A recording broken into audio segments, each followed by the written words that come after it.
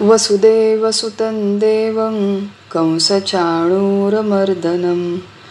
देवकी परमानन्दं कृष्णं वन्दे जगद्गुरुं शङ्करं शङ्कराचार्यं केशवं बादरायणं सूत्रभाष्यकृतं वन्दे भगवन्तौ पुनः पुनः ब्रह्मानन्दं परमसुखदं केवलं ज्ञानमूर्तिं द्वन्द्वातीतं गगनसदृशं तत्त्वमस्यादिलक्ष्यम् एकं नित्यं विमलमचलं सर्वदी साक्षिभूतं भावातीतं त्रिगुणरितं सद्गुरुं तन्नमामि। गोपाल कृष्ण भगवान की जय। सद्गुरुनाथ महाराज की जय। ओम सहना भवतु सहनौ भुनक्तु सह वीर्यं करवावहै तेजस्विनावधीतमस्तु मा विद्विषावहै। ओम शांति शांति शांति।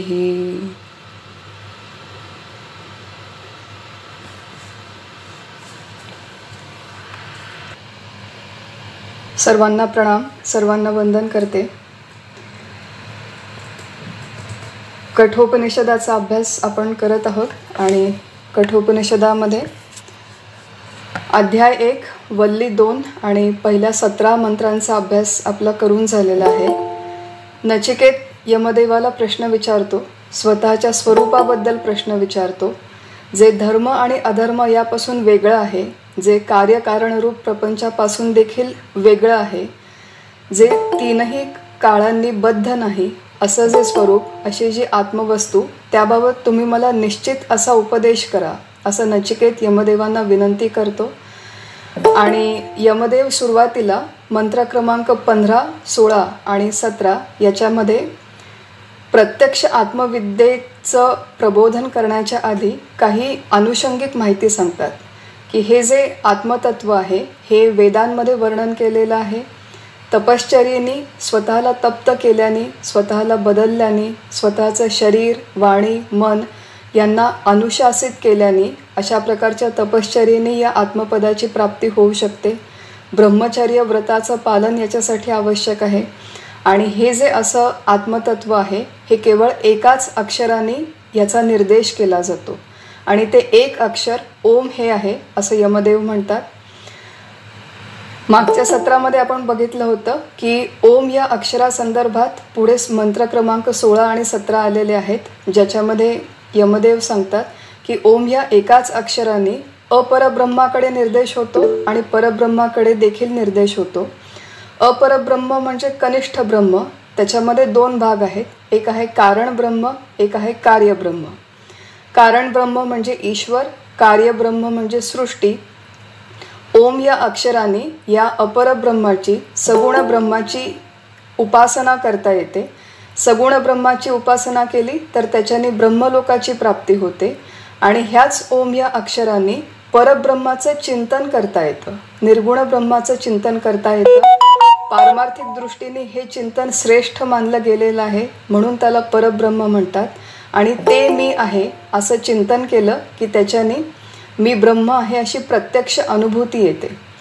ओम या एकाच अक्षराने सगुण आणि निर्गुण या दोनही तत्वांकडे निर्देश होतो, दोनही तत्वांची उपासना, चिंतन आणि प्राप्ती करता येते असं यमदेव सांगतात।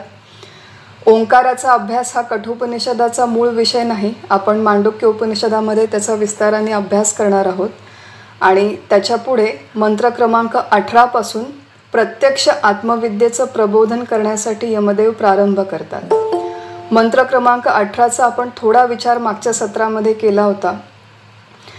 आत्मा म्हणजे माझं खरं स्वरूप, इतके दिवस, इतके वर्ष, जन्म झाल्यापासून आजपर्यंत जो काही कालावधी आपल्या आयुष्याचा आत्तापर्यंत झाला आहे, आपण या संपूर्ण कालावधीमध्ये मीची ओळख ही फक्त या देहाशी आणि देहापुरती मर्यादित ठेवलेली होती। उपनिषदांचा, भगवद्गीतेचा अथवा कुठल्याही आध्यात्मिक ग्रंथाचा अभ्यास करतो तेव्हा खरा मी कोण आहे या खऱ्या मीची ओळख आपल्याला या ग्रंथांच्या माध्यमातून होते। कठोपनिषदामध्येच आपण एक मंत्र बघितला होता, सगळ्यांना जर आठवत असेल की श्रवणायापी बहुभिः न लभ्यः, की हे जे आत्मतत्व आहे की 18व्या मंत्रापासून यमदेवांनी जे नचिकेताला सांगायला सुरुवात केलं ते अनेक लोकांच्या कानावर देखील पडत नाही, इतकं हे दुर्मिळ आहे. आणि पुढे यमदेवांनी हे देखील म्हणलं होतं की शृण्वन्तोपि बहवो यम न विद्युः, की ऐकून देखील अनेक लोकांना हे अजिबात कळत नाही, याचं शाब्दिक स्तरावर जाण येत नाही, याची अनुभूती येत नाही. असं हे अत्यंत दुर्मिळ तत्व आहे. आणि आपण सगळेजण अत्यंत भाग्यवान आहोत की अशा या आत्मतत्वाचं श्रवण करण्याची बुद्धी आपल्या आतमध्ये उत्पन्न झाली. फार मोठं पूर्वसुकृत पूर्वपुण्याई जेव्हा उदयाला येते तेव्हा अशा प्रकारचं श्रवण करावं अशी मनुष्याच्या मनामध्ये इच्छा निर्माण होते. तो त्या दृष्टीने प्रयत्न करतो. आत्माराम नावाचा ग्रंथ आहे समर्थांचा, त्याच्यामध्ये शेवटचा समास याच्यामध्ये समर्थांनी एक खूप छान ओवी लिहून ठेवलेली आहे की बहुता जन्मांच्या शेवटी झाली स्वरूपाची भेटी, की अनेक जन्म आत्तापर्यंत माझे या जन्ममृत्यूच्या फेऱ्यामध्ये होऊन गेले आणि आता माझी या स्वरूपाची भेट झाली. समर्थांनी ही जी ओवी लिहिली ती प्रत्यक्ष अनुभूतीच्या दृष्टिकोनातून लिहिलेली आहे, परंतु अनुभूती अजून जरी आपल्यापासून लांब असेल तरी किमान या पंथावरती या मार्गावरती सुरुवात करावी, प्रारंभ करावा अशी आपल्या मनात इच्छा निर्माण झाली. अनेक जन्मांच्या शेवटी या नरजन्मात या नरदेहात ही इच्छा आपल्या मनामध्ये निर्माण झाली. आपण भाग्यवान आहोत. अशा एक सकारात्मक मनोवृत्तीने या आत्मतत्वाचं श्रवण आपण याच्या पुढे करूया.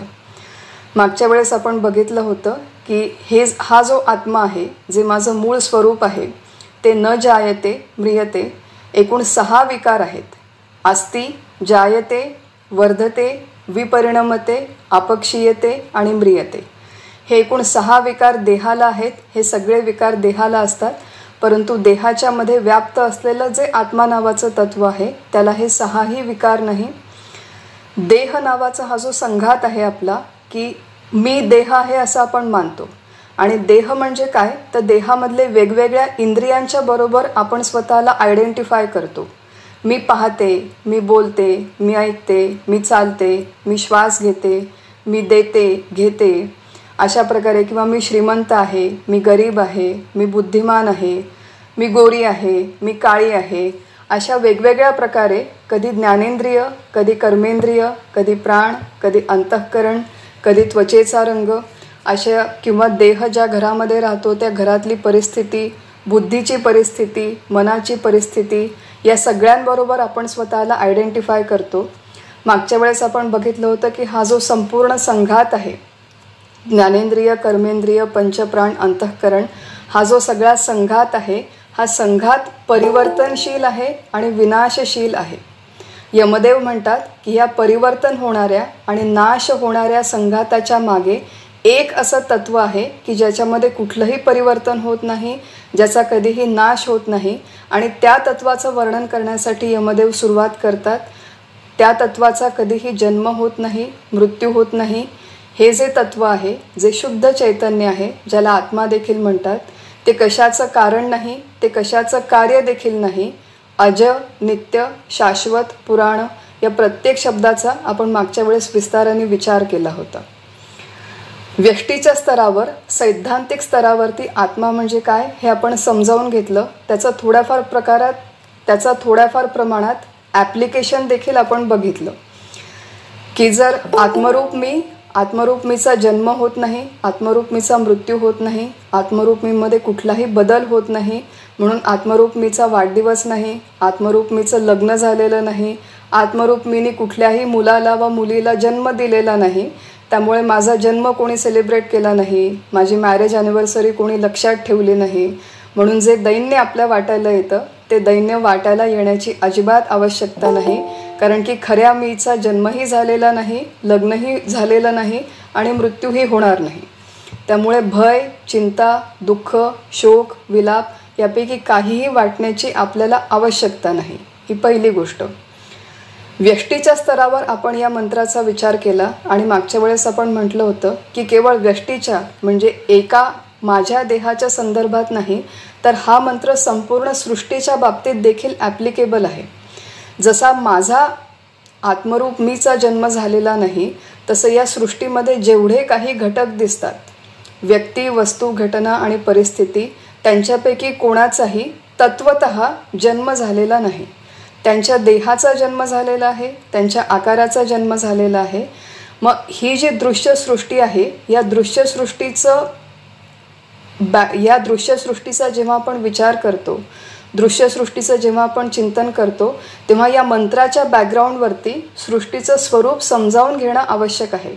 जर कोणाचाच जन्म झालेला नाही, तर मग आपल्याला जे दिसतं ते काय आहे? आपल्याला जेवढं काही विश्व दिसतं, ज्याच्यामध्ये आपण व्यवहार करतो, रोज सकाळी उठतो, बसतो, खातो, पितो, या विश्वाचं स्वरूप काय आहे असा मूलभूत प्रश्न आपल्या मनामध्ये निर्माण व्हावा आणि त्याचं उत्तर आपल्या शास्त्रकारांनी देऊन ठेवलेलं आहे. ही दृश्यसृष्टी कशी आहे त्याच्या बाबतीत 2 शब्द वेदांत शास्त्रामध्ये वापरले जातात. एक शब्द आहे मिथ्या आणि दुसरा शब्द आहे अध्यस्त. वेदांत शास्त्रामधले स्पेसिफिक शब्द आहे. आपण मागच्या वेळेस म्हटलं होतं की नवीन शब्द आपण ऐकले की थोडंसं घाबरायला होतं, थोडंसं बिचकायला होतं. परंतु या संकल्पना समजावून घेतल्या तर सोप्या आहेत, अप्लाय करायला लागलं तर अजून सोप्या आहेत. नवीन शब्दांना घाबरून जाण्याची आवश्यकता नाही आहे. आपण त्या संकल्पना थोडक्यात समजावून घेण्याचा प्रयत्न करू की ही दृश्यसृष्टी जर हिचा जन्म झालेला नाही, तर मग हिचं स्वरूप काय आहे? तर पहिलं उत्तर की ही दृश्यसृष्टी मिथ्या आहे. मिथ्या शब्दाचा अर्थ वेदांत शास्त्रामध्ये स्पेसिफिक व्याख्या आहे. सत विलक्षण, असत विलक्षण, अनिर्वचनीय, मिथ्या. मिथ्या शब्दाचा अर्थ काय? की जी सत देखील नाही, असत देखील नाही, म्हणून जिच्याबद्दल स्पष्टपणे काही सांगता येत नाही, अनिर्वचनीय, अशी जी, तिला मिथ्या म्हणतात. सत शब्दाचा अर्थ आहे जे त्रिकाला बाधित तत्व, त्याला सत म्हणतात. सत म्हणजे सत्य, सत म्हणजे खरं. आपण व्यवहारात म्हणतो की ती व्यक्ती खूप खरं बोलते किंवा ती व्यक्ती फार खोटं बोलते. तर हे जे खरं खोटं व्यवहारातलं आहे, ती परमार्थातल्या सत्य आणि असत्याची परिभाषा नाही. परमार्थामध्ये सत किंवा सत्य याचा अर्थ जे त्रिकाला बाधित आहे त्याला सत म्हणतात. त्रिकाला बाधित म्हणजे 3ही काळामध्ये अबाधित. भूतकाळ, वर्तमान काळ, भविष्यकाळ, या 3ही काळामध्ये जे आहे आणि आहे, 3ही काळामध्ये ज्याचा बाध होत नाही त्याला म्हणतात सत, त्याला म्हणतात सत्य, त्याला म्हणतात खरं. दृश्यसृष्टी ही सत विलक्षण आहे. विलक्षण शब्दाचा अर्थ आहे की जी एखाद्या गोष्टीच्या लक्षणांची मिळती जुळती नाही, मिसमॅच आहे. आपण म्हणतो बघा व्यवहारामध्ये की हे विलक्षण मूल आहे.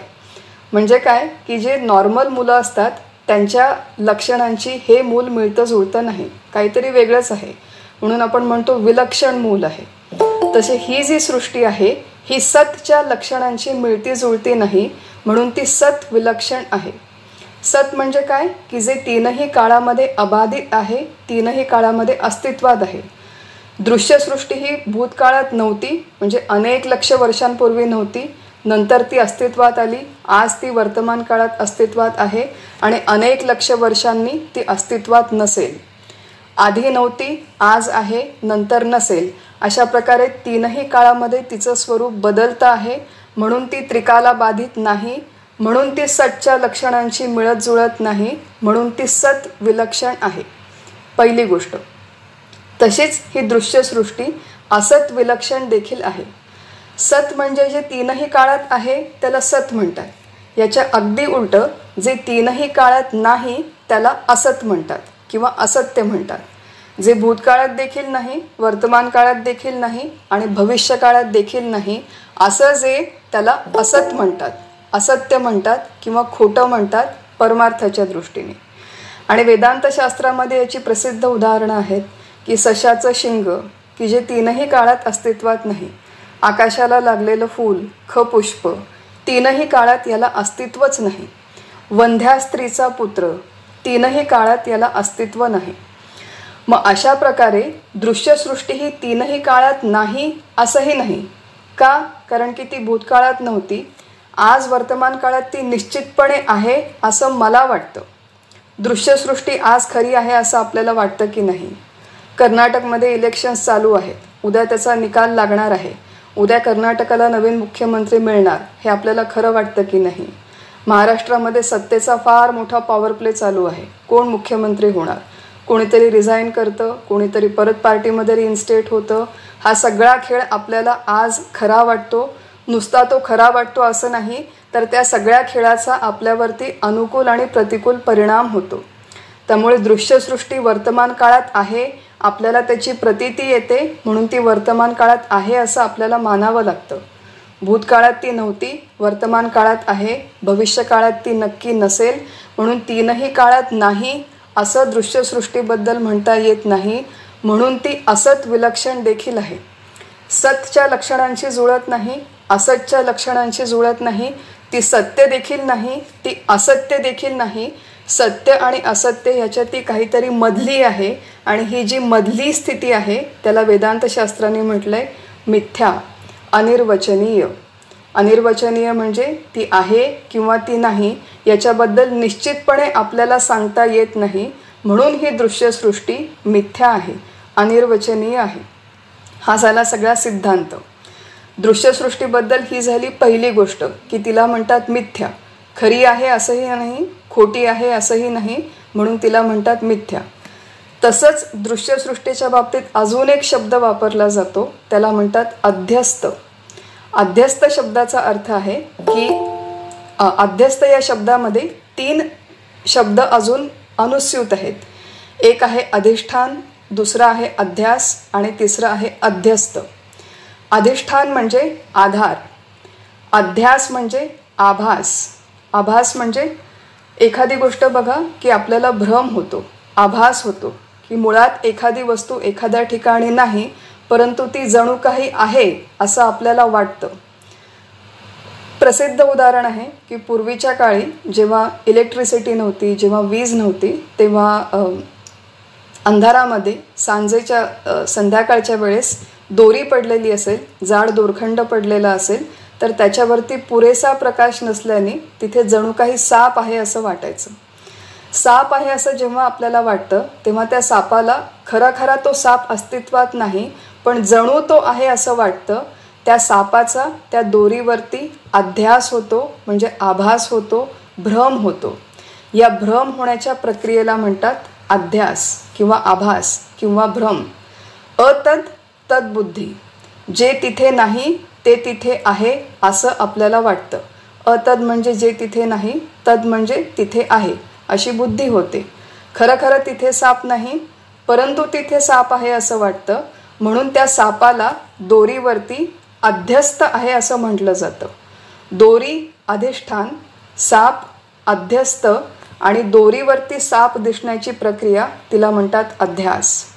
खरा तो साप नाही, परंतु तो अगदी खरा आहे असं वाटतं, आणि म्हणून त्या सापाला अध्यस्त म्हणतात. अगदी तसंच हे वेदांतशास्त्र म्हणतं, ही जी संपूर्ण दृश्यसृष्टी आहे ती अध्यस्त आहे. कशावरती अध्यस्त आहे, तर या मूळ आत्मस्वरूपावरती अध्यस्त आहे. आत्मस्वरूप किंवा ब्रह्म नावाचं तत्व ते अधिष्ठान आहे, जशी दोरी अधिष्ठान आहे.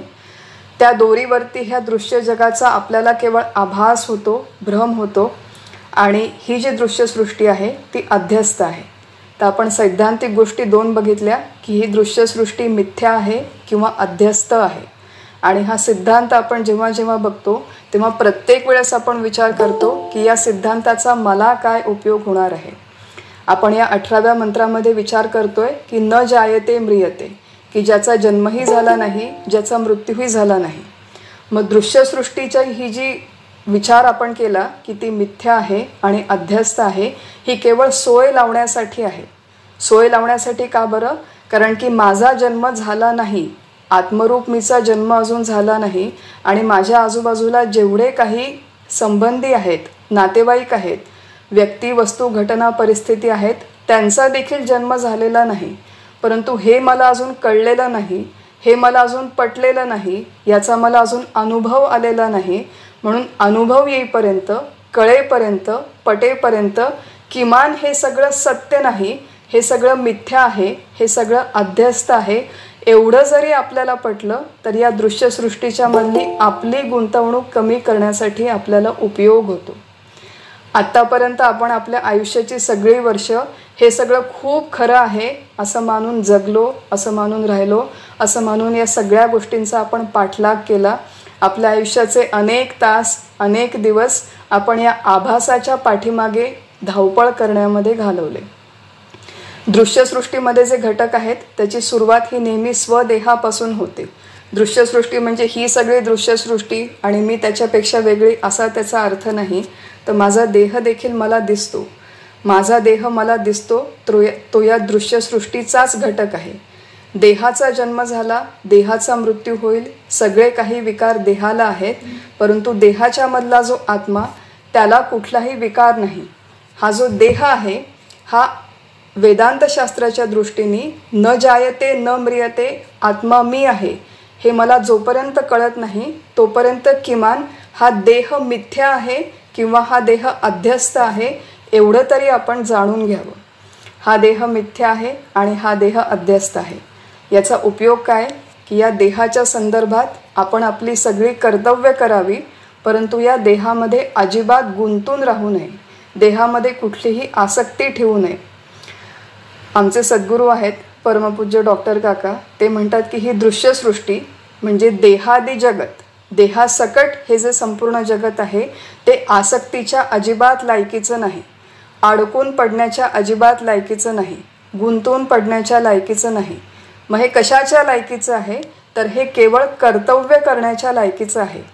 हा जो माझा देह आहे हा जर मिथ्या असेल, हा जर अध्यस्त असेल, हा जर खरा नसेल तर शहाण्या समजूतदार माणसांनी केवळ या देहाच्या संदर्भात आपलं कर्तव्य करावं, परंतु कर्तव्य करत असताना देहामध्ये अजिबात गुंतून राहू नये. देहाची सगळी काळजी घ्यावी, त्याला व्यवस्थित खाणं पिणं द्यावं, त्याला व्यवस्थित औषध पाणी द्यावं, परंतु हे करत असताना जर देहाला काही आजार झाले, जर काही कमी जास्त झालं तर त्याचं वाईट मानून घेऊ नये, कारण की मुळात हा देह सत्य नाही, तो मिथ्या आहे आणि तो अध्यस्त आहे. अनम्यूट झालंय कोणाचं तरी, इथे इको येतोय मला.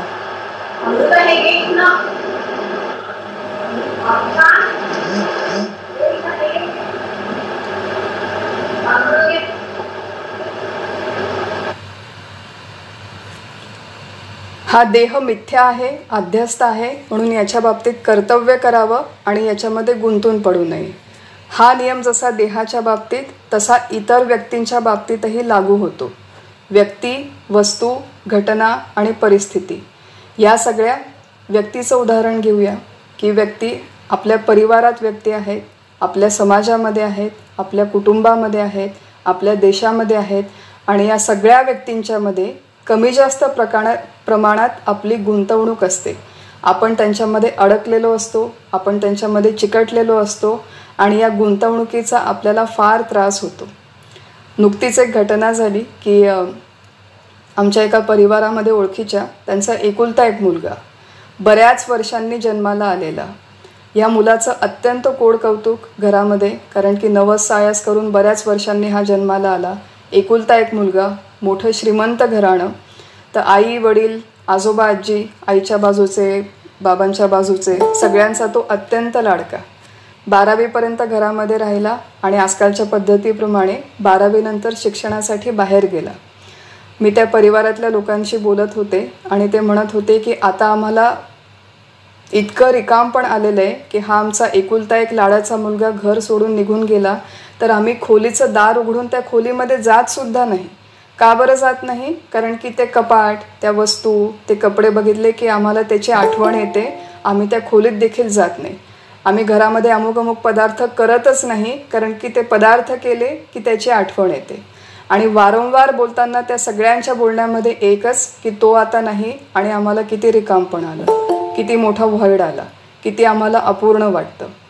अशा प्रकारे आपण जेव्हा एखाद्या व्यक्तीवर अवलंबून असतो सुखासाठी, तेव्हा वेदांतशास्त्राच्या दृष्टीने जो मिथ्या आहे, जो अध्यस्त आहे मुलगा, त्याच्यावरती आपण अवलंबून आहोत आणि ते पारमार्थिक दृष्टीने समजूतदार व्यक्तीचं लक्षण नाही. मग समजूतदार व्यक्तीचं लक्षण काय आहे की जोपर्यंत तो मुलगा, जोपर्यंत ती मुलगी आपल्या बरोबर आहे, तेव्हा त्या मुलाच्या आणि मुलीच्या बाबतीत आपलं सगळं कर्तव्य अत्यंत निष्ठेने पार पडावं, प्रेमाने पार पडावं, तुटकपणा, कोरडेपणा न येऊ देता ते कर्तव्य पार पडावं. परंतु जेव्हा तो मुलगा आपल्याजवळ नसेल तेव्हा त्याचं अनावश्यक चिंतन न करता, त्याच्यामध्ये गुंतून न राहता, हे जे शाश्वत तत्व आहे, हे जे शाश्वत तत्वज्ञान आहे त्याचा विचार करावा, त्याचं चिंतन करावं. आपला देह, आपल्या मुलाचा देह, आपल्या परिवारातल्या सगळ्या कुटुंबियांचा देह हा मिथ्या आहे, अध्यस्त आहे. म्हणून हा गुंतून राहण्याच्या लायकीचा नाही, फक्त कर्तव्य करण्याच्या लायकीचा आहे. जी गोष्ट मुलाची तीच गोष्ट वस्तूची. बघा, व्यक्ती, वस्तू, घटना आणि परिस्थिती या सगळ्यांच्यामध्ये आपण गुंतून पडलेलो आहोत. वस्तू म्हणजे घर. घर म्हणजे आपण सगळेजण, माझं मी एक छोटंसं घर बांधलं किंवा माझं खूप मोठं घर बांधलं, त्या घरामध्ये देखील आपण गुंतून पडतो. आता घर ह्या गोष्टीचा तोच नियम आहे की घराच्या संदर्भात आपलं जे काही कर्तव्य आहे ते पार पडावं. मैत्रिणीच्या घरी माझ्या एका रिनोव्हेशन करायची वेळ आली आणि त्यांनी किचनचं रिनोव्हेशन केलं. भरपूर पैसा खर्च केला, 3-4 लाख रुपये खर्च करून इंटेरियर केलं. आणि ही खरी घडलेली गोष्ट आहे की ते इंटेरियर काही त्यांच्या मनासारखं झालं नाही. काय त्याचे मेजरमेंट्स चुकले, त्याचा रंग वेगळाच आला आणि तिच्या मनासारखं ते इंटेरियर झालं नाही. म्हणून त्यांनी झालेलं सगळं काम तोडलं आणि परत नव्याने पैसे देऊन नव्याने इंटेरियर केलं. अशा प्रकारे जेव्हा आपण त्या घराच्या इंटेरियर डेकोरेशनमध्ये अडकलेलो असतो की माझ्या मनासारखं झालं तर मी आनंदी, माझ्या मनासारखं नाही झालं तर मी दुःखी, अशा प्रकारे जेव्हा आपण गुंतून पडतो तेव्हा ते समजूतदारपणाचं लक्षण नाही. असं आहे की एक मर्यादा आहे जोपर्यंत आपण या सगळ्या गोष्टी व्यवस्थित करण्याचा प्रयत्न करू शकतो. पण मुळात हा देह, आपले कुटुंबीय, आपला परिवार, आपलं घर हे सगळं मिथ्या आहे. म्हणजे ते खरं नाही, सत्य नाही, काही काळापुरतं आपल्या समोर आहे, आपल्या वाट्याला आलेलं आहे, भ्रममय आहे असं वेदांतशास्त्र म्हणतं.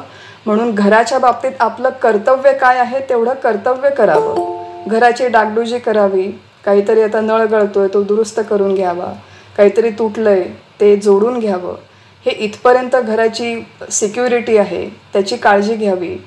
चांगलं स्वच्छ घरातलं वातावरण असावं, पवित्र वातावरण असावं, घराची स्वच्छता करावी. ही सगळी त्या घराच्या बाबतीतली कर्तव्य आहेत. कर्तव्य पार पाडावी, परंतु त्याच्यामध्ये गुंतून पडू नये. व्यक्तीच्या बाबतीतली कर्तव्य, वस्तूच्या बाबतीतली कर्तव्य, घटनेच्या बाबतीतली कर्तव्य. आपण घटनेमध्ये देखील अडकून पडतो. एखाद्या घटनेमध्ये आपण चिकटून बसतो. कुठली घटना की 20 वर्षांपूर्वी कोणीतरी माझा अपमान केला. किती वर्षांपूर्वी केला? 20 वर्षांपूर्वी. आम्ही सगळेजण बसलो होतो आणि सगळ्यांच्या समोर कोणीतरी मला काही कमी जास्त बोललं. आज 20 वर्ष झाले मी त्या घटनेला चिकटून बसलेली आहे. कर्तव्य काय आहे की त्या मोमेंटला depending on what is at stake, काय परिस्थिती आहे त्यानुसार जर माझा खरंच कोणी अपमान केला असेल तर शक्य असेल तर उठून त्या अपमानाचं प्रत्युत्तर द्यावं. स्वतःचा मान राखण्यासाठी जे काही आवश्यक आहे ते संभाषण करावं आणि जर आवश्यकता नसेल तर तो एक पोरखेळ म्हणून सोडून द्यावा. अपमान आणि मान ह्या ज्या गोष्टी 20 वर्षांपूर्वी झालेल्या जेव्हा आपण चिकटून बसतो तेव्हा आपण त्या घटनेमध्ये आपली गुंतवणूक आहे. मुळात जी घटना असत्य आहे, मुळात जी घटना मिथ्या आहे, मुळात जी घटना अध्यस्त आहे तिला आपण चिकटून बसलेलो आहोत. तर घटनेच्या बाबतीत आपण आपलं कर्तव्य करावं, शक्य तेवढं प्रत्युत्तर द्यावं, नाहीतर शांत बसावं, परंतु घटनेमध्ये अडकून राहू नये. आणि जी गोष्ट घटनेची आहे, व्यक्ती, वस्तू, घटना आणि चौथी आहे परिस्थिती. परिस्थितीच्या बाबतीत देखील हेच आहे की जुनी परिस्थिती म्हणजे किती जुनी परिस्थिती की आता आमच्याकडे चांगल्या सगळ्या वस्तू आहेत. डायनिंग टेबल आहे, त्या डायनिंग टेबलवरती सुग्रास आपण अन्न करतो, जेवायला बसतो आणि माझा मुलगा शेजारी बसलेला असतो जेवायला. त्याला मी माझ्या लहानपणच्या गोष्टी सांगते, माझ्या लहानपणची परिस्थिती सांगते की अरे तुला माहिती आहे का आम्ही किती गरीब होतो, आमच्याकडे डायनिंग टेबल नव्हता, आमच्याकडे वीज नव्हती, आमच्याकडे काय लॅपटॉप नव्हता, वीज सारखी येत जात असे, फोन नव्हता, टी व्ही नव्हता, आम्ही किती गरिबीत दिवस काढले. आता तुम्ही किती लकी आहात की तुम्हाला या सगळ्या घरातल्या गोष्टी मिळतात, ॲम्युनिटीज मिळतात. तर माझ्या मुलांनी एक दिवस माझं सगळं हे पुराण ऐकलं, पाल्हाळ ऐकलं. मग त्यांनी मला प्रश्न विचारला की आई, तू जेव्हा लहान होती तेव्हा या सगळ्या वस्तू घरामध्ये नव्हत्या, इलेक्ट्रिसिटी काय, डायनिंग टेबल, फ्रीज वगैरे नव्हतं आणि मी लहान असताना या सगळ्या वस्तू घरामध्ये आहेत, याच्यात माझा काय दोष आहे, असा त्यांनी मला प्रश्न विचारला. की तू त्या काळी 40 वर्षांपूर्वी जन्माला आली आणि मी आत्ता जन्माला आलो, याच्यामध्ये माझा काय दोष आहे आणि किती दिवस तू तुझ्या लहानपणच्या गोष्टी मला ऐकवणार आहेस. आज आपल्याकडे डायनिंग टेबल आहे, आज आपल्याकडे फ्रीज आहे, आज आपल्याकडे खायला प्यायला आहे, मग आज या वस्तूंचा उपभोग घ्यायचं सोडून जे 40 वर्षांपूर्वीचं तुझं बालपण होतं त्याला किती दिवस तू पकडून बसणार.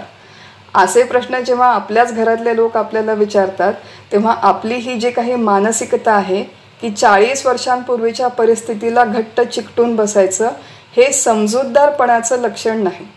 मग समजूतदारपणा कशामध्ये आहे की ज्या वेळेस जी परिस्थिती असेल त्या परिस्थितीच्या संदर्भातलं आपलं कर्तव्य निष्ठेने पार पाडायचं, ती जेव्हा जशी असेल तशी स्वीकारायची, शक्य असेल तर तिच्यामध्ये सकारात्मक बदल करण्याचा प्रयत्न करायचा आणि जेव्हा ती परिस्थिती निघून जाईल तेव्हा तिला विना तक्रार जाऊ द्यायचं. कधी चांगली असेल कधी वाईट असेल, प्रयत्न करावे, कर्तव्य करावं, पण त्याच्यामध्ये गुंतून पडू नये, त्याच्यामध्ये आसक्त राहू नये. 18व्या मंत्राचा सगळ्यात मोठा टेकअवे काय आहे की मुळामध्ये आत्मरूप मी, आत्मरूप मला प्रिय असलेल्या व्यक्ती आणि मला प्रिय असलेल्या वस्तू यांचा आत्मरूपाने अजिबात जन्म झालेला नाही, त्यांची निर्मितीच झालेली नाही, परंतु ती जणू झाली आहे असं मला वाटतं. म्हणून मग शास्त्र आपल्याला सांगतं की हे सगळं मिथ्या आहे, हे सगळं अध्यस्त आहे, हे सगळं खरं नाही, म्हणून याच्यामधली गुंतवणूक कमी करा. 18व्या मंत्राचा जेव्हा आपण अभ्यास करतो तेव्हा मुख्यतः महत्त्वाची गोष्ट ही आहे की जी काही नामरूपं आहे, ज्यांचा जन्म होतो, ज्यांचा मृत्यू होतो, त्यांच्यातली आपली गुंतवणूक कमी करा, त्यांच्यातली आपली आसक्ती कमी करा, असं यमदेव नचिकेताला इनडायरेक्टली समजावून सांगतायत. वेगवेगळ्या टीकाकारांनी जेव्हा याचा अर्थ केला तेव्हा नुसता या श्लोकाचा शाब्दिक अर्थ नाही तर याचं प्रत्यक्ष आपल्या जीवनात असलेलं ॲप्लिकेशन, याचा विचार करणं हे देखील तेवढंच महत्त्वाचं आहे. आत्मरूप मीचा जन्म झालेला नाही, मृत्यू झालेला नाही, तो कार्यकारणाच्या अतीत आहे, त्याला कुठलेही विकार नाही आणि ज्याला विकार आहेत असं हे जे नामरूपात्मक दृश्य विश्व आहे, माझ्या देहासकटचं दृश्य विश्व आहे, त्या संदर्भात फक्त आपली कर्तव्य करावी, परंतु कुठेही त्याच्यामध्ये चिकटून न बसता, कुठेही त्याच्यामध्ये गुंतून न पडता केवळ कर्तव्य करून अलिप्त वृत्तीने दूर व्हावं आणि आपल्या या शाश्वत आत्मस्वरूपाचा विचार करावा, चिंतन करावं. हा 18व्या मंत्राचा सगळ्यात महत्त्वाचा टेकअवे आहे.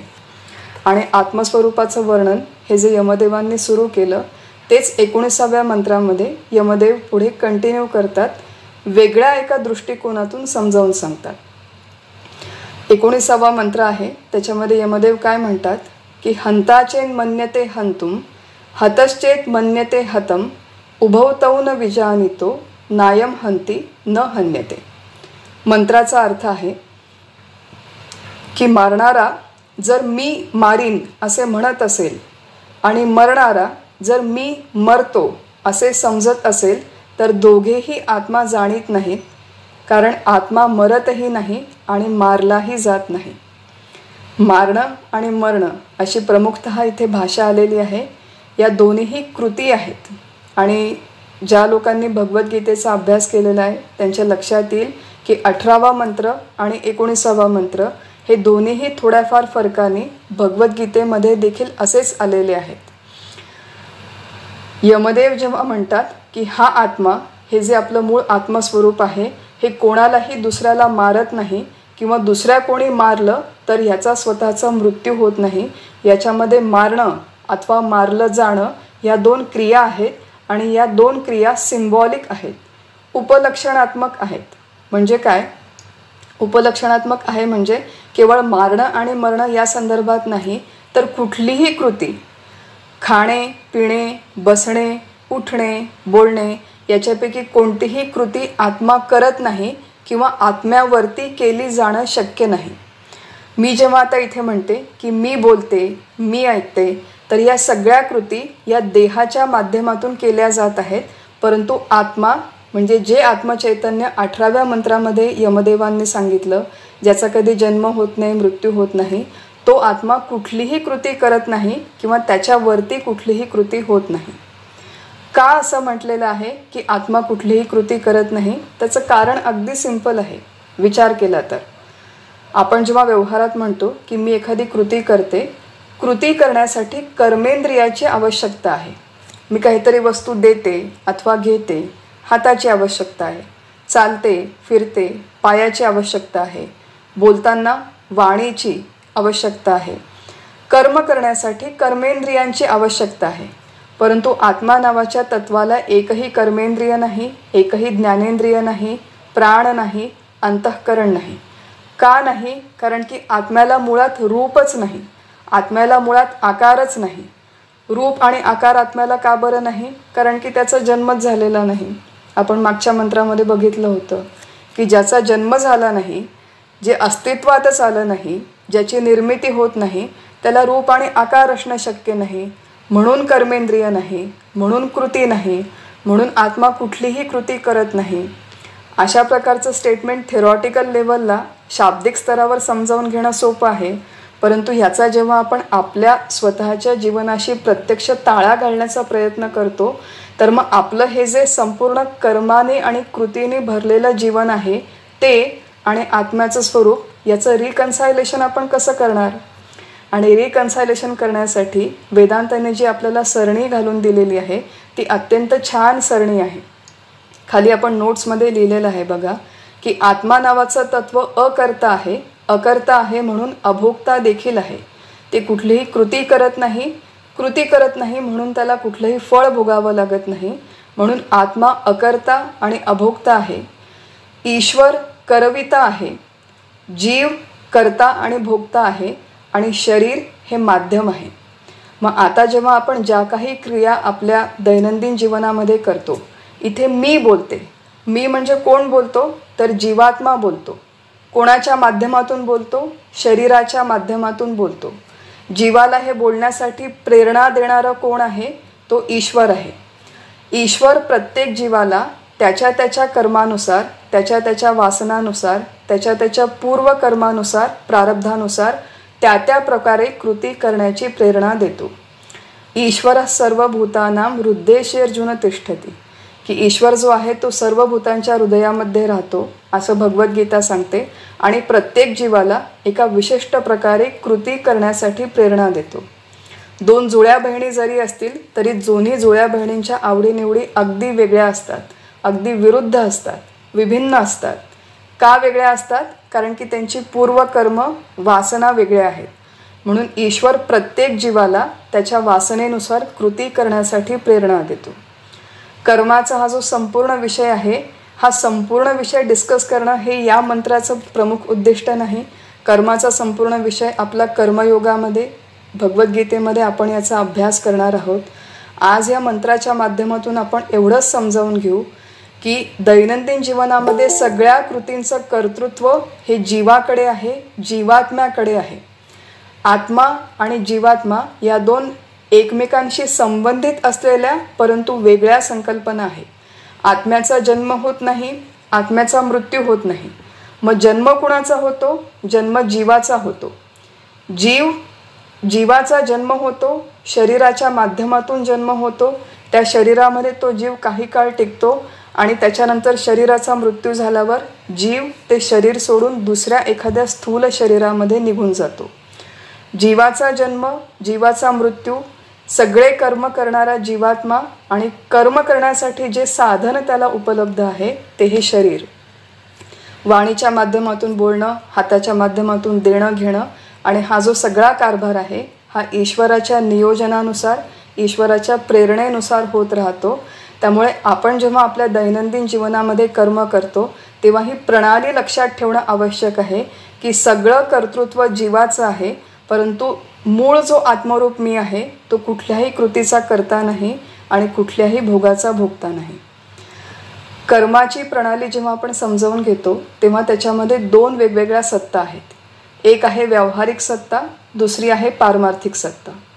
व्यावहारिक सत्तेमध्ये सगळ्या कर्मांचं कर्तृत्व माझंच आहे. माझं म्हणजे कोणाचं? जीवरूप मीचं सगळं कर्तृत्व आहे. जीवरूप मीचं म्हणजे कोणाचं? की व्यावहारिक सत्तेमध्ये माझं नाव मुक्त आहे. व्यावहारिक सत्तेमध्ये मी एक महिला आहे, मी एक आई आहे, मी एक पत्नी आहे, मी एक गृहिणी आहे.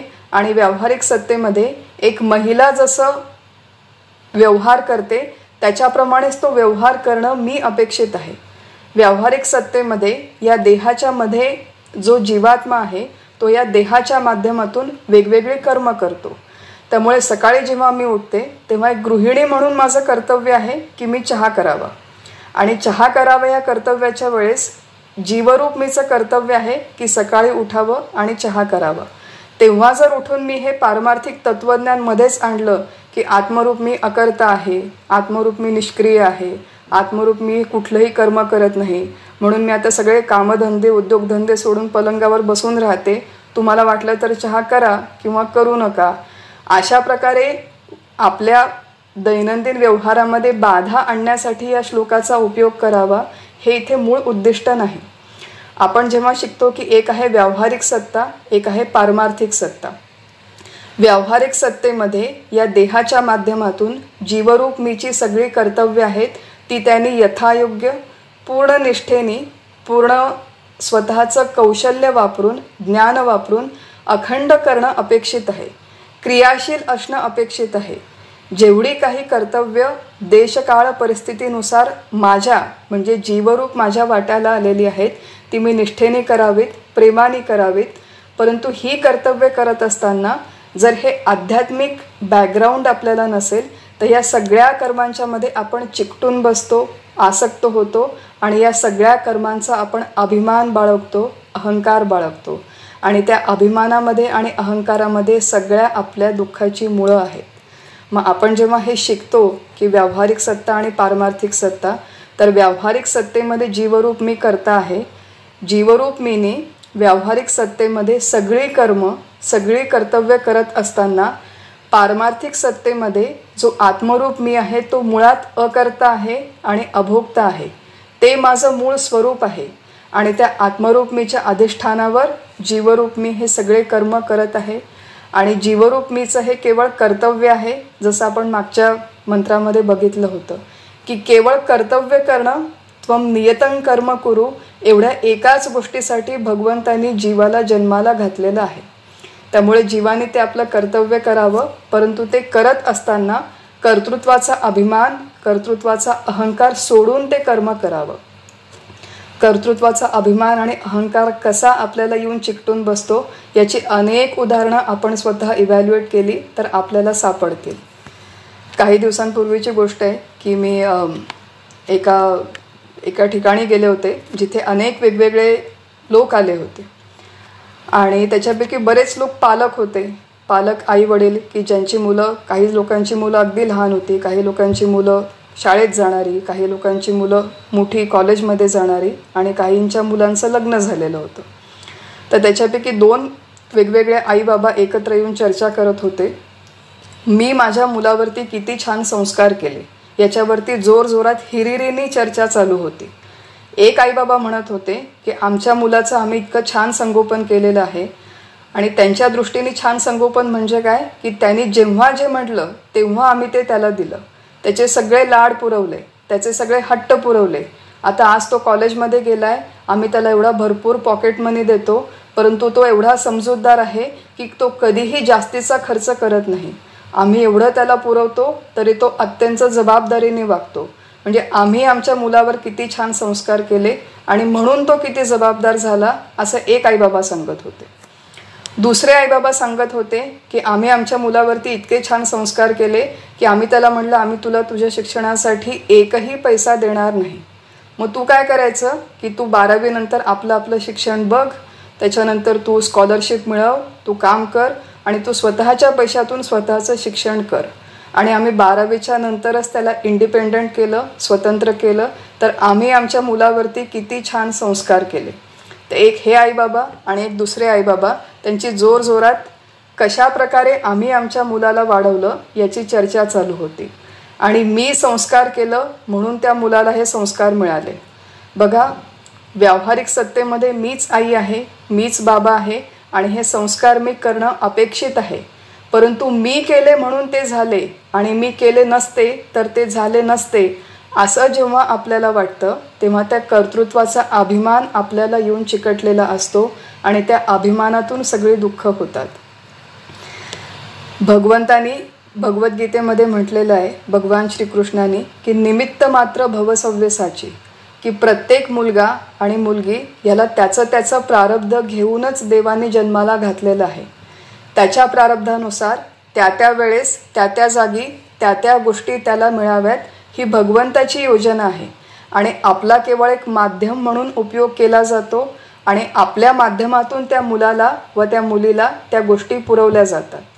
आपण जर उद्या नसलो तर आपल्याऐवजी देव दुसऱ्या कोणाची तरी योजना करेल आणि त्या मुलाला व मुलीला त्याच्या प्रारब्धानुसार सगळ्या गोष्टी मिळत राहतील, कारण की ते त्याचं प्रारब्ध आहे आणि आपण केवळ माध्यम आहोत. परंतु ह्या आपल्या व्यवहारामध्ये आपण माध्यम आहोत हे आपण विसरतो. जीवरूप मी हा माध्यम आहे, जीवरूप मी माध्यम आहे, मी निमित्त मात्र आहे, ही भावना ठेवून जर ते कर्म केलं तर कर्तृत्वाचा अभिमान, अहंकार त्याला येऊन चिकटत नाही आणि तो चिकटला नाही की त्याच्यातून निर्माण होणारं दुःख देखील त्याला होत नाही. म्हणून 19व्या मंत्राचा अभ्यास करताना सगळ्यात महत्त्वाची गोष्ट लक्षात ठेवण्यासारखी, की आत्मरूप मी जो मूळचा खरा मी आहे, जे माझं मूळ स्वरूप आहे, ते करता देखील नाही, ते भोगता देखील नाही, कारण की मुळात त्याचा जन्मच झालेला नाही. ही सगळी पारमार्थिक सत्ता आहे. परंतु ही लक्षात ठेवून व्यावहारिक सत्तेमध्ये जीवरूप मीनी आपली सगळी कर्तव्य, मी निमित्त मात्र आहे, मी माध्यम आहे किंवा ईश्वराच्या योजनेनुसार हे सगळं माझ्या हातून होत आहे, ही भावना ठेवून हा सगळा कर्माचा जो प्रांत आहे, ही सगळी कर्माची प्रणाली आहे, त्याचं एक्झिक्युशन करावं, त्या दृष्टीनेही कर्म करावेत.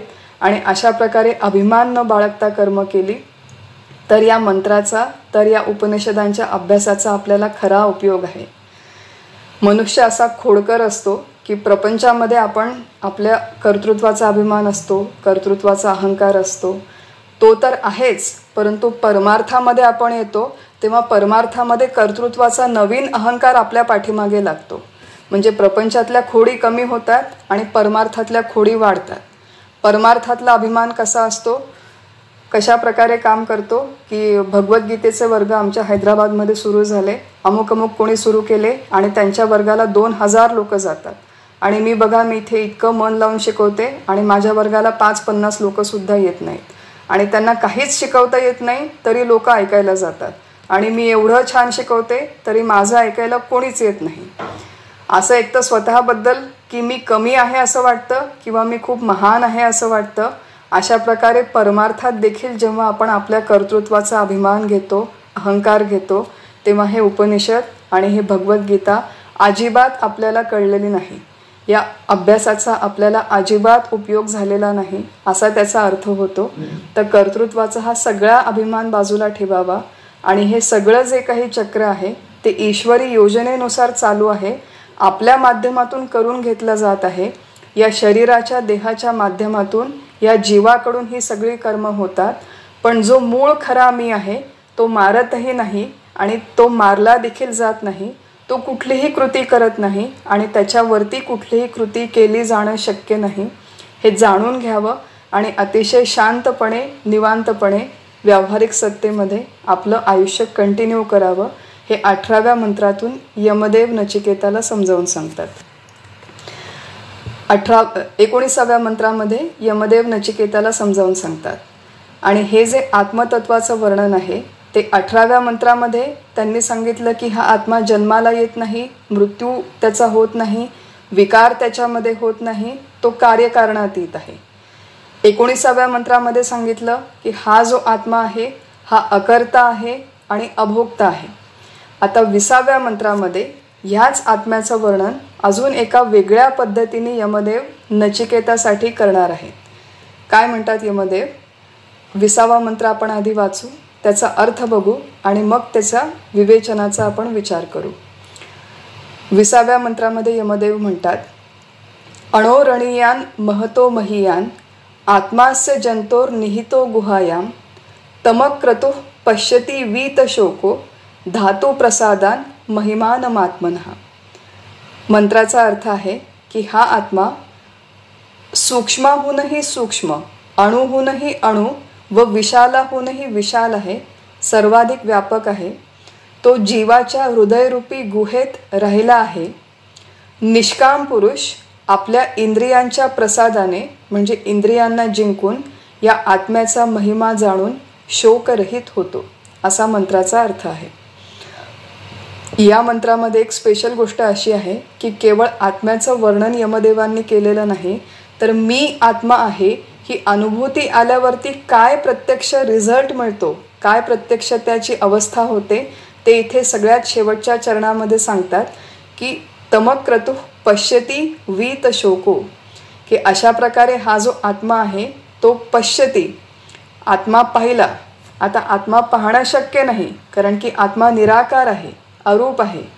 मग आत्मा पाहिला असं जेव्हा जेव्हा म्हणतात तेव्हा आत्मा पाहिला असं नाही, तर तो मी आहे अशी ज्याला प्रत्यक्ष अनुभूती आली त्याचा सगळ्यात मोठा फायदा काय आहे की वीत शोको. असा जो व्यक्ती ज्याने मी आत्मा आहे असा अनुभव घेतला तो वीत शोको म्हणजे सगळ्या शोकांच्या पलीकडे जातो. त्याच्या जीवनातल्या सगळ्या दुःखांचा समूळ विनाश होतो. आणि हा जो संपूर्ण अभ्यास आपण करतो आहे, हा संपूर्ण अभ्यासाचं प्रमुख उद्दिष्ट हेच आहे की आपण आपल्या या मनुष्य देहामध्ये, या आपल्या नरदेहामध्ये वीत शोको व्हावं.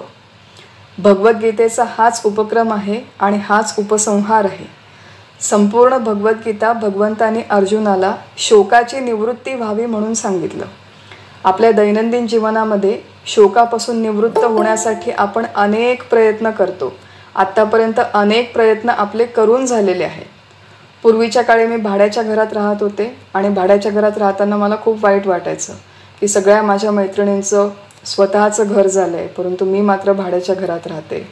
मग भाड्याचं घर नको म्हणून शेवटी आम्ही पैसे देऊन स्वतःचं घर घेतलं. मग आता स्वतःचं घर घेतल्यावर माझ्या शोकाची निवृत्ती झाली का? निवृत्ती नाही झाली. माझी बुणबुण चालूच राहिली की आता घर तर आहे पण हे घर फारच लहान पडतं. हे 1 BHK आहे, 1 BHK आपल्याला कसं पुरणार? मग 1 BHK मध्ये जाऊनही शोकाची निवृत्ती नाही. मग 2 BHK मध्ये गेलो तरी शोकाची निवृत्ती नाही. 3 BHK मध्ये गेलो तरी अजून दुःख आहेच आहे की अजून कोणाचं तरी घर मोठं आहे, त्यांचा बंगला आहे, त्यांची बाग आहे, माझ्याकडे हे नाही, त्यांच्याकडे हे आहे. असं हे जे आपलं दैनंदिन जीवनातलं सुखदुःख आहे हे कधीही आपल्या दैनंदिन जीवनातल्या उपायांनी पूर्णपणे निवृत्त होत नाही. मी आजारी आहे म्हणून मी एक गोळी घेते, तो माझा आजार कमी होतो आणि मग दुसरा आजार सुरू होतो, मग दुसरी गोळी घ्या. त्यामुळे अशा प्रकारे दैनंदिन जीवनातली ही दुःख दैनंदिन जीवनातल्या उपायांनी पूर्णपणे निवृत्त होत नाही. मग सगळ्या प्रकारच्या दुःखातून पूर्णपणे कायम स्वरूपाची निवृत्ती हवी असेल, खरं वीत शोको आपल्याला व्हायचं असेल, तर त्याच्यासाठी एकमेव उपाय आहे जो आपल्या उपनिषदांच्या मध्ये सांगितला आहे, जो भगवद्गीतेमध्ये सांगितलेला आहे. आणि तो उपाय म्हणजे 6 अहम. सोहम म्हणजे काय?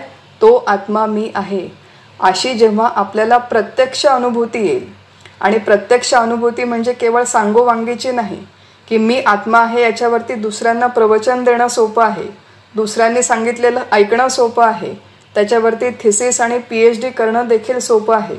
परंतु ही प्रत्यक्ष अनुभूती जोपर्यंत येत नाही तोपर्यंत हा शाब्दिक व्यवहार हा केवळ शाब्दिक इंटेलेक्च्युअल जगलरी होते.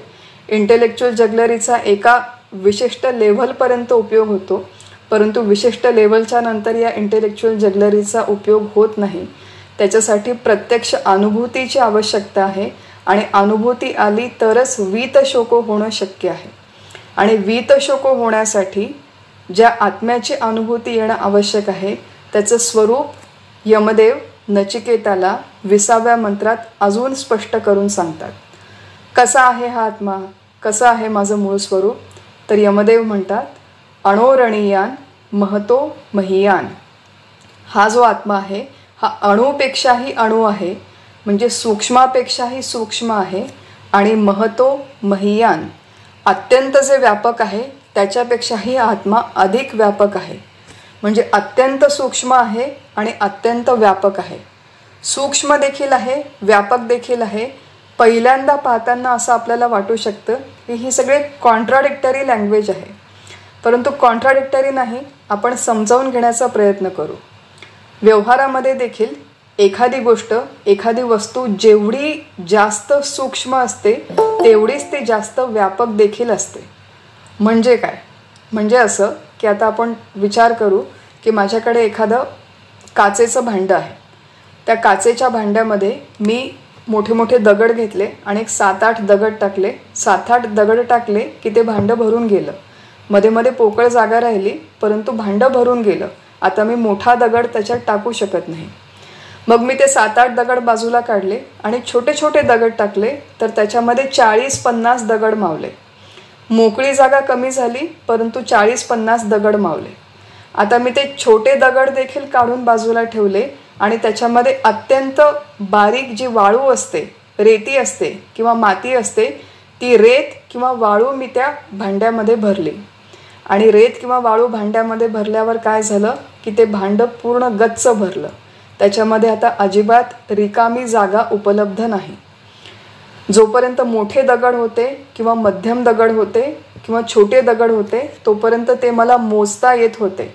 परंतु जेव्हा मी त्याच्यामध्ये वाळू भरली, वाळूचे अत्यंत सूक्ष्म कण भरले, तेव्हा आता ते मला मोजता येत नाहीत आणि अत्यंत फार मोठे वाळूचे कण त्याच्यामध्ये मावले आणि इतके ते मावले की त्याच्यामुळे ते भांडं पूर्णपणे गच्च भरून गेलं. जेवढी वाळू सूक्ष्म तेवढी जास्त वाळू त्या भांड्यामध्ये मावली. त्या भांड्यामध्ये, कंटेनरमध्ये तिचा समावेश झाला आणि जेवढे दगड मोठे तेवढ्या कमी दगडांचा त्या कंटेनरमध्ये समावेश झाला. त्यामुळे जी वस्तू जेवढी जास्त सूक्ष्म असते तेवढी ती जास्त व्यापक असते, तेवढ्या जास्त प्रमाणात ती त्या दिलेल्या प्रदेशाला व्यापते. हे व्यवहारातलं उदाहरण झालं. मग इथे यमदेव नचिकेताला काय सांगतायत की हे आत्मा नावाचं तत्व अणूपेक्षाही अणू आहे आणि महानपेक्षाही महान आहे. म्हणजे सर्वाधिक सूक्ष्म हे आत्मतत्व आहे. सर्वाधिक सूक्ष्म म्हणजे किती सूक्ष्म की मानवी बुद्धीला सूक्ष्मत्वाचा एका विशिष्ट स्तरापर्यंत, मर्यादेपर्यंत आपल्या बुद्धीने अभ्यास करता येतो. आपल्याला जी सगळ्यांना परिचयाची गोष्ट आहे की इथे हा फोन आहे, या फोनमध्ये एखादा मेटल आहे, त्या मेटलचं काहीतरी केमिकल कॉम्पोजिशन आहे, त्याच्यामध्ये मॉलिक्युल्स आहेत, ॲटम्स आहेत, न्यूट्रॉन, प्रोटॉन, इलेक्ट्रॉन, हे जे काही सब ॲटॉमिक पार्टिकल्स आहेत हे त्याचं अत्यंत सूक्ष्म स्वरूप आहे, ज्याचा मानवी बुद्धीने विचार केलेला आहे. कुठल्या तरी प्रयोगशाळेत जाऊन, कुठल्या तरी मायक्रोस्कोपच्या खाली बघून, त्याचा अभ्यास करून, प्रूव्ह करून हे सगळ्यात जास्त छोटं सूक्ष्म पार्टिकल आहे, कण आहे, अशा प्रकारचं रिसर्च मानवी बुद्धीने करून ठेवलेलं आहे. असं सूक्ष्मातिसूक्ष्म जिथपर्यंत मानवी बुद्धी जाऊ शकते त्याच्याही पेक्षा जास्त सूक्ष्म असं हे आत्मा नावाचं तत्व आहे, असं इथे यमदेव सांगतात. आणि जेवढं हे सूक्ष्म आहे तेवढंच हे व्यापक देखील आहे. अत्यंत सूक्ष्म आणि अत्यंत व्यापक. आणि आत्मतत्वाचा हा जो व्याप आहे हा व्याप निरपेक्ष व्यापक आहे. आपल्याला जे व्यवहारातले व्याप असतात ते सगळे सापेक्ष व्याप असतात, परंतु आत्म्याचा व्याप आहे तो मात्र निरपेक्ष व्याप आहे. आता सापेक्ष व्याप म्हणजे काय आणि निरपेक्ष व्याप म्हणजे काय आणि अत्यंत सूक्ष्म आत्मतत्व हे निरपेक्ष व्यापक आहे म्हणजे नेमकं काय आहे, हा जो सगळा विचार आहे हा आपण पुढच्या सत्रामध्ये करू. आज 10 वाजलेले आहेत. आपला जो मूळ विषय आहे हा आज आपण इथेच थांबवू आणि या मंत्राचा उरलेला जो अभ्यास आहे तो आपण पुढच्या सत्रामध्ये करू. हरिओम तत्सत.